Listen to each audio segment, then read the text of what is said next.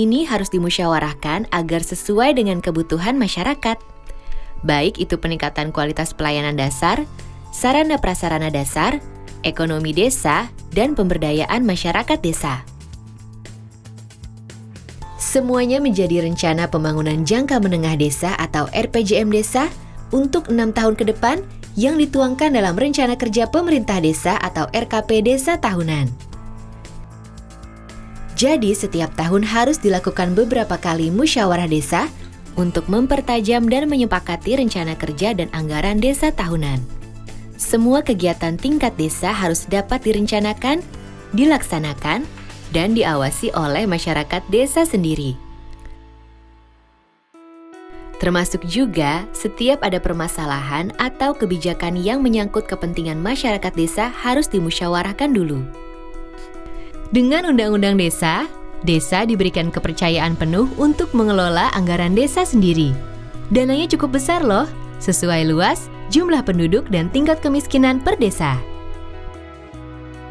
Sedikitnya 70% dari anggaran pendapatan dan belanja desa atau APB desa harus dimanfaatkan untuk pembangunan.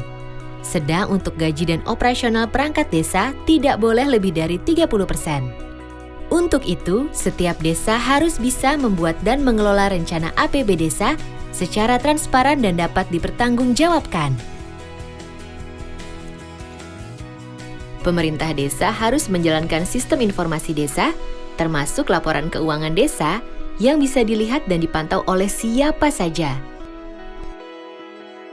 Sistem ini juga berguna untuk memberikan saluran bagi masyarakat untuk menyampaikan keluhan yang ditemukan dan perkembangan penyelesaian masalah. Selain itu, Undang-Undang Desa juga membuka kesempatan bagi masyarakat desa untuk mengelola sendiri seluruh aset yang ada di desa.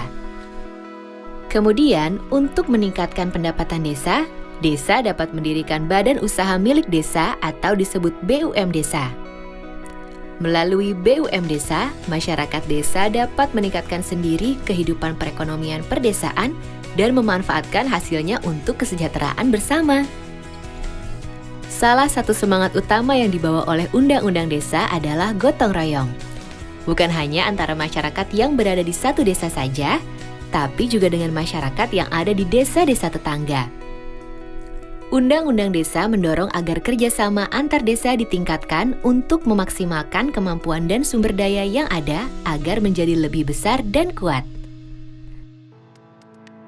Misalnya, pengembangan usaha bersama, kerjasama di pengelolaan lingkungan dan sumber daya alam, kegiatan pemberdayaan masyarakat, sampai dengan pengembangan kawasan perdesaan yang menggabungkan kemampuan dan aset desa-desa untuk mencapai kesejahteraan bersama.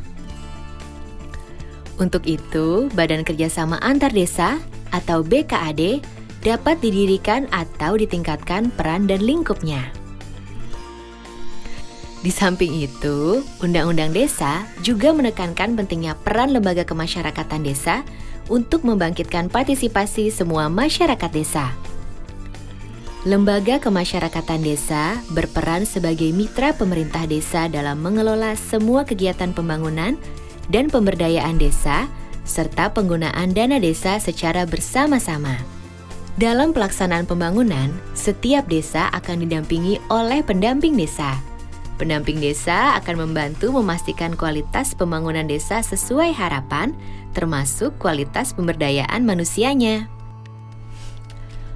Jadi, Undang-Undang Desa hadir untuk menguatkan identitas dan jati diri desa, serta memberikan kesempatan seluas-luasnya bagi desa untuk mengatur dan mengelola pembangunannya sendiri untuk lebih maju dan sejahtera. Dengan peran dan dukungan semua pihak sesuai bidangnya masing-masing, tentunya desa mandiri akan segera terwujud. Desa yang menjadi sumber hidup dan kesejahteraan bagi masyarakatnya, desa yang menjaga martabat dan kearifannya, desa yang menjaga lingkungan, budaya dan nilai-nilai tradisionalnya, serta desa yang dibangun dan dijaga secara mandiri dan gotong royong bersama oleh seluruh masyarakatnya. Jadi, ayo kita semua bersama-sama dukung Undang-Undang Desa.